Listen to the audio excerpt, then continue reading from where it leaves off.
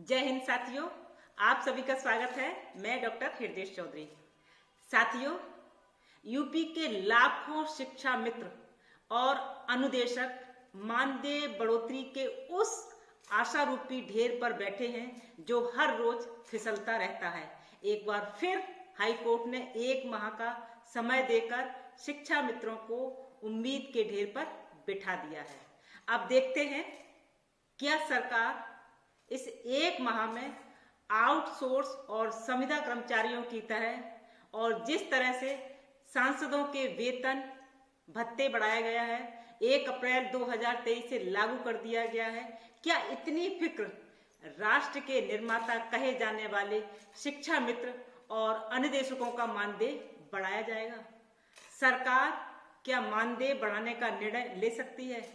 तो साथियों, आज इसी पर डिस्कस करते हैं, मंथन करते हैं और विभिन्न पहलुओं को जानने की कोशिश करते हैं। लेकिन उससे पहले आप सबसे एक रिक्वेस्ट है कि चैनल को अगर सब्सक्राइब नहीं किया है तो आप लोग चैनल को सब्सक्राइब करके बेल आइकॉन दबाएं, जिससे कि सभी इंपॉर्टेंट वीडियो आप तक पहुंचती रहें। और वीडियो को शेयर और लाइक जरूर कीजिएगा साथियों, जिससे कि अन्य साथी भी अपडेट होते रहें कि हमारे बारे में सरकार क्या करने जा रही है, वो भी सारी चीजें जानते रहें। तो साथियों, शुरू करते हैं कि क्या सरकार को 1 महीने का समय दिया है, उसमें शिक्षा मित्रों के बारे में क्या सोचा जाएगा, मानदेय बढ़ेगा या नहीं, इसी पर चर्चा करते हैं और आप लोगों से बहुत सारी चीजें साझा करते हैं। साथियों, शिक्षा मित्र, अनुदेशकों, पंचायत सहायकों का कहना है कि सरकार ने बीते 20 फरवरी को आउटसोर्स और संविदा कर्मियों का मानदेय बढ़ाया है, बढ़ोतरी की है और सरकार ने सांसदों को भी तोहफा दे दिया है। वेतन, पेंशन और भत्तों में बढ़ोतरी की गई है। लेकिन शिक्षा मित्रों के बारे में सरकार कब सोचेगी, उसका इंतजार कब खत्म होगा? पिछले 6 वर्षों से यूपी के शिक्षा मित्रों का मानदेय नहीं बढ़ा है और महंगाई आसमान छू रही है। ऐसे में शिक्षा मित्र 10,000 में, अनुदेशक 9,000 में और अपने घर का कैसे खर्च चलाएं? शिक्षा मित्र का मानदेय बढ़ाने का हल्ला ही मचता है पर मानदेय नहीं बढ़ाया जाता है। ऐसी परिस्थिति में इलाहाबाद हाई कोर्ट की तरफ से एक आदेश आया है जिसमें यूपी सरकार को शिक्षा मित्रों के मानदेय बढ़ोतरी पर 1 महीने का निर्णय लेने का निर्देश दिया गया है। साथ ही कोर्ट ने प्रमुख सचिव बेसिक शिक्षा उत्तर प्रदेश को अगली सुनवाई तिथि 1 मई को अनुपालन हलफनामा दाखिल करने को कहा गया है। यह आदेश न्यायमूर्ति सलिल कुमार राय ने वाराणसी निवासी विवेकानंद की अवमानना याचिका पर दिया है। गौरतलब यहाँ पर यह बात है कि याची के अधिवक्ता सत्येंद्र चंद्र त्रिपाठी ने कहा है कि 2023 में शिक्षा मित्रों ने समान कार्य के लिए समान वेतन की मांग करते हुए याचिका दाखिल की थी। कोर्ट ने शिक्षा मित्रों के मानदेय को न्यूनतम मानते हुए राज्य को समिति का गठन का सम्मानजनक मानदेय निर्धारित करने का निर्देश दिया था। तो साथियों, हाई कोर्ट ने जिस तरह से सरकार को 1 माह का समय दिया है और यह बताया जाता है कि सरकार ने देश के कुछ अन्य राज्यों में वहां शिक्षा मित्र एवं अनुदेशकों को दिए जाने वाली अन्य सुविधाओं का अध्ययन भी कराया है। तो हो सकता है इस आधार पर उत्तर प्रदेश के शिक्षा मित्र एवं अनुदेशकों को भी कुछ अतिरिक्त सुविधाएं प्रदान करने पर विचार हो सकता है।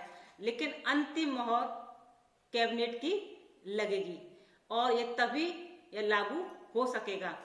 और जिस तरह से वित्तीय विभाग के अधिकारियों ने बताया है कि दूसरे राज्यों के पैटर्न पर प्रदेश की आर्थिक एवं सामाजिक स्थिति को देखते हुए ये निर्णय लिया जा रहा है। कई राज्यों में 2 से 3 वर्षों के अंतराल में वेतन वृद्धि की सुविधा दी जा रही है। इन सब बातों को ध्यान में रखते हुए सरकार से उम्मीद की जा सकती है कि सरकार शिक्षा मित्रों के एवं अनुदेशकों के मानदेय में सम्मानजनक बढ़ोतरी करने जा रही है। उच्च स्तर पर इसके लिए सहमति बनने के बाद प्रस्ताव तैयार हो जाएगा। प्रस्ताव के अनुसार शिक्षा मित्र का मानदेय 25,000 रुपये प्रति माह तथा अनुदेशकों का न्यूनतम 22,000 प्रति माह दिए जाने का प्रस्ताव है।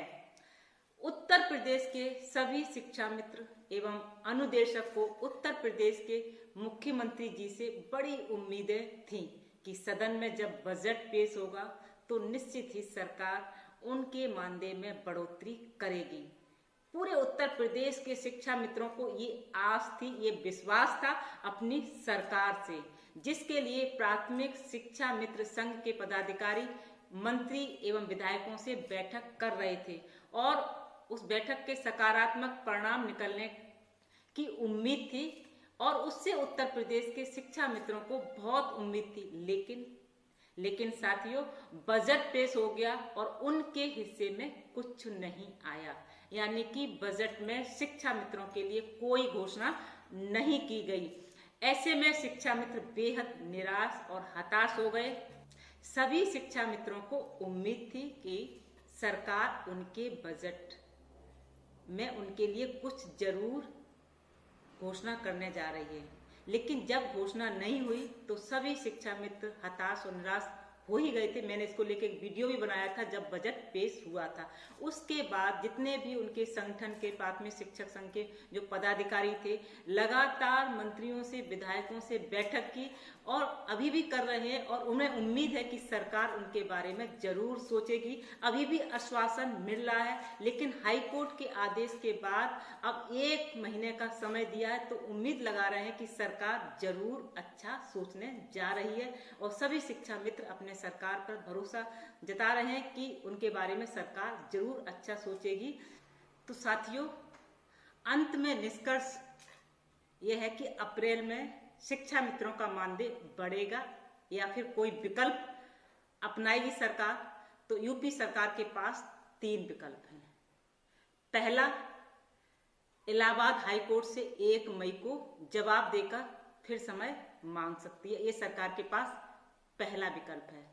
और दूसरा विकल्प है हाई कोर्ट के फैसले को सुप्रीम कोर्ट में चुनौती दे सकती है, ये सरकार के पास दूसरा विकल्प है। और साथियों, तीसरा विकल्प है मानदेय में 2,000 से 5,000 रुपए तक वृद्धि कर मामले को सुलझा सकती है। तो साथियों, सरकार के पास 3 विकल्प है, तीनों विकल्प मैंने आपके सामने रख दिए। अब देखते हैं सरकार किस पर कौन से विकल्प को अपनाती है। अब अंतिम फैसला यूपी सरकार को ही लेना है। राजनीतिक विशेषज्ञों का मानना है कि 2026 के विधानसभा चुनाव से पहले सरकार मानदेय में कुछ बढ़ोतरी कर सकती है ताकि इसका असर चुनाव पर ना पड़े।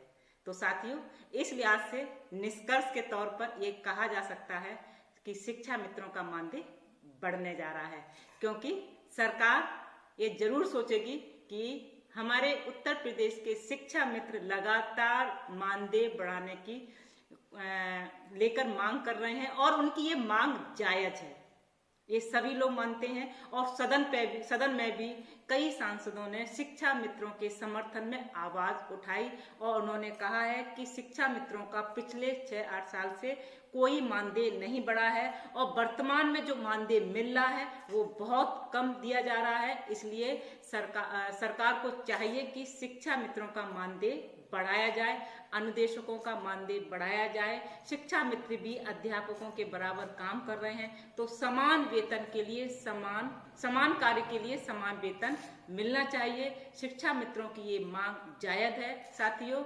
और सरकार पता नहीं क्यों, मेरा अपना आकलन है, मेरा अपना मूल्यांकन है, हो सकता है आप मेरी बात को समर्थन ना करें, लेकिन कहीं ना कहीं मुझे ऐसा लग रहा है कि सरकार इस बार जो 3 विकल्प हैं उसमें एक विकल्प सरकार ये चुनेगी कि शिक्षा मित्रों का मानदेय बढ़े, क्योंकि चुनाव भी आने वाला और साथ ही जब चुनाव आता है उससे पहले बहुत सारी सरकारें समर्थन में ही निर्णय लेती हैं जिससे कि उस पर नकारात्मक प्रभाव ना पड़े।